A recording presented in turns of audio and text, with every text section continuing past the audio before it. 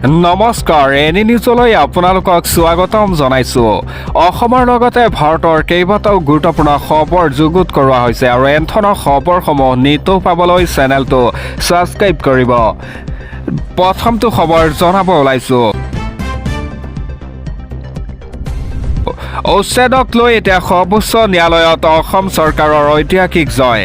বেদখলকাৰীৰ বিৰুদ্ধে উচ্ছেদ চলোৱা অধিকাৰ প্ৰদান কৰক চৰকাৰক।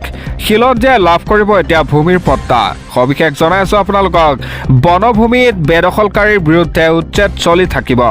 উচ্ছেদক লৈ সৰ্বোচ্চ ন্যায়ালয়ৰ গুৰুত্বপূৰ্ণ ৰায়।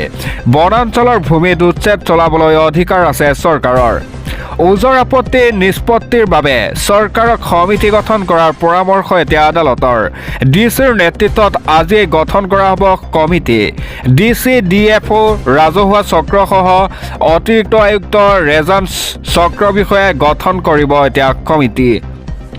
এই সমিতিৰ সমৰ্থনৰ জৰিয়তে দিব পাৰিব উচ্ছেদৰ জাননী পোৱাৰ 15 দিনৰ ভিতৰতেই চৰকাৰে চলাব পাৰিব উচ্ছেদ অভিযান।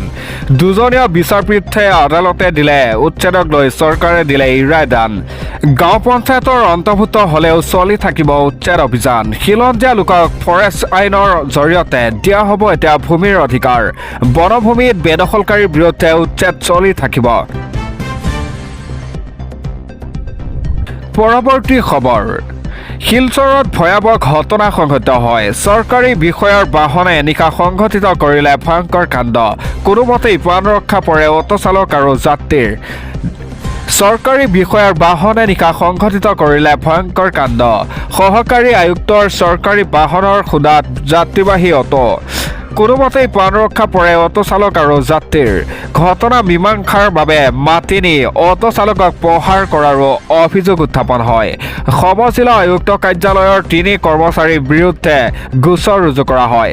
শিলচৰ মণিপুৰ ৰাষ্ট্ৰীয় ঘাইপথৰ আৰকাটিপুৰত সংঘটিত হৈছে এই ঘটনাটো। ঘটনাৰ উচিত তদন্তৰ দাবী জনাই ভুক্তভোগী অটো চালকে। পৰৱৰ্তী খবৰ জনাব ওলাইছো। PM কিষাণৰ 22 নং কিস্তিক লৈ আহি গ'ল এটা ব্ৰিক আপডেট। আজি পৰীক্ষা কৰক PM কিষাণৰ অফিচিয়েল ৱেবছাইট। জানি লওক এইবাৰ আপুনি ধন পাবলৈ সক্ষম হ'বনে নাই। সবিশেষ জনাই আছো আপোনালোকক। PM কিষাণৰ 22 নং কিস্তিক লৈ আহি গ'ল ব্ৰিক আপডেট। আজিয়ে পৰীক্ষা কৰক PM কিষাণৰ অফিচিয়েল ৱেবছাইট। দেশৰ কোটি কোটি কৃষকৰ অপেক্ষাৰত PM কিষাণৰ 22 নং কিস্তিৰ বাবে ধন পাবনে নাই আপোনালোকে।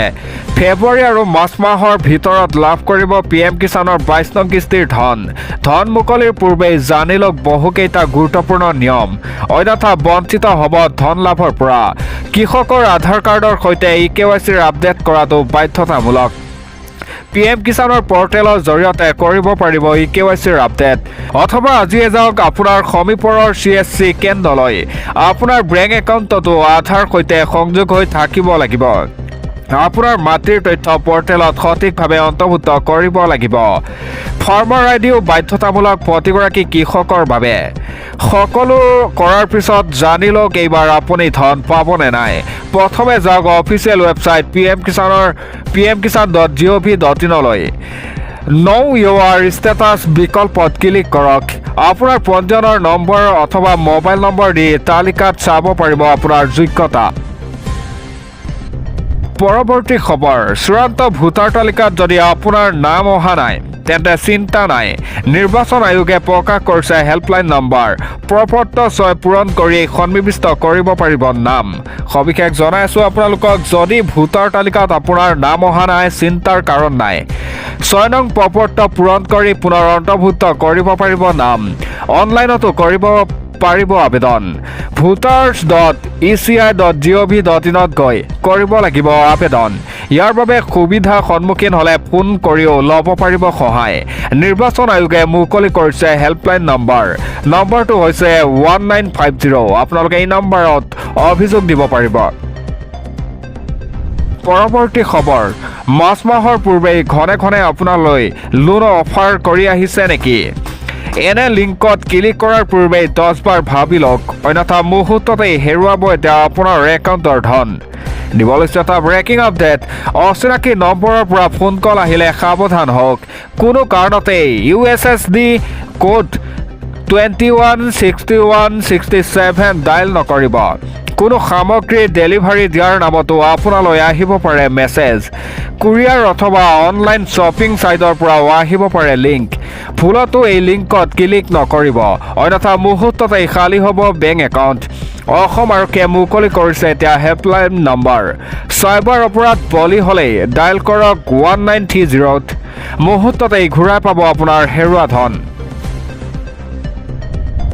পৰৱৰ্তী খবৰ আৰু মাত্ৰ কেইটামান ক্ষণ ইতিহাস ৰচিবলৈ সাজু এতিয়া উজনি অসম মৰাণৰ ৰাজপথত ৰাফেল চুখয় তেজছৰ গৰ্জন ঐতিহাসিক মুহূৰ্তৰ সাক্ষী হ'বলৈ সাজু হওক আপুনিও সবিশেষ জনাইছোঁ আপোনালোকক মৰাণৰ ৰাজপথত ৰাফেল চুখয় আৰু তেজছৰ গৰ্জন ইতিহাস ৰচিবলৈ সাজু এতিয়া উজনি অসম আৰু মাত্ৰ কেইটামান ক্ষণ ঐতিহাসিক ক্ষণৰ সাক্ষী হ'বলৈ আগবাঢ়িছে সমগ্ৰ উজনি অসম মৰাণৰ ৰাজপথত যুঁজাৰু বিমানৰ তীব্ৰ গৰ্জন মৰাণৰ ELFত বায়ুসেনাৰ তীব্ৰ অনুশীলন বায়ুসেনাৰ অনুশীলনক কেন্দ্ৰ কৰি উখল মাখল পৰিৱেশ এতিয়া মৰাণৰ ELFত ইতিহাসত প্ৰথমবাৰৰ বাবে মৰাণৰ ৰাজপথত ইখনৰ পিছত সিখন যুঁজাৰু বিমান ৰাফেল চুখয় আৰু তেজছৰ দৰে শক্তিশালী যুদ্ধ বিমানেৰে কঁপি উঠিছে এতিয়া মৰাণৰ মাটি মৰাণত প্ৰদৰ্শন কৰা হ'ব এয়াৰ শ্ব' 14 ফেব্ৰুৱাৰীত উপস্থিত হ'ব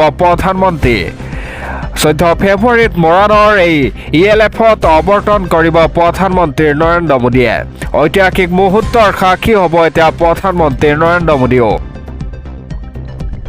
পৰৱৰ্তী খবৰ মাজনিশা হঠাৎ হোৱা প্ৰচণ্ড শব্দত হোৱা লাগিছে কিহৰ এই শব্দৰ প্ৰকৃত উৎস বিচাৰি এতিয়া হাহাকাৰ সমগ্ৰ অঞ্চলটোত বিৰাজ কৰিছে তীব্ৰ উত্তেজনাই নিবলচতা ব্ৰেকিং নিউজ ঘটনা কেন্দ্ৰ কৰি চেপা উত্তেজনা অব্যাহত আছে ৰূপহীয়াতৰ পশ্চিম শিঙিমাৰীত নিশা প্ৰচণ্ডৰ শব্দৰ উৎস বিচাৰি হাহাকাৰ আৰু উত্তপ্ত পৰিস্থিতি জুৱাৰীৰ বিৰুদ্ধে বন বিভাগৰ এতিয়া একশ্যন লাওখোৱা অভয়াৰণ্যৰ বৰশালপাৰাত চলি আছিল জুৱাৰ খেল জুৱাৰীক খেদিবলৈ বনকৰ্মীৰ গুলীচালনা গৰাজান আঞ্চলিক বিষয়াৰ নেতৃত্বত চলিছিল এই অভিযান ঘটনা কেন্দ্ৰ কৰি উত্তপ্ত পৰিস্থিতি